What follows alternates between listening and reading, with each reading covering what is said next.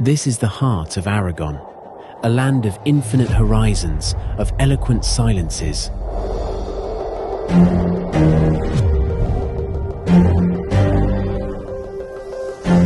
Home to extraordinary creatures, adapted to scarcity.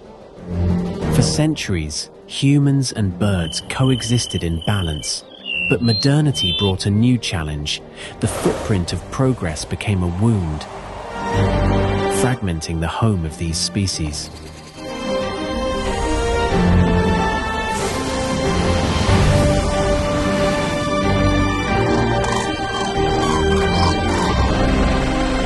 A silent poison spreads, threatening life on the steppe.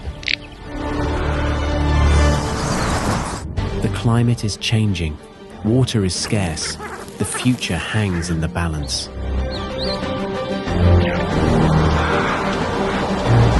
But there is still hope. There are those who fight to restore, to protect, to find a path to harmony.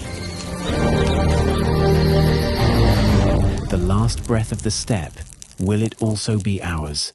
The future is in our hands.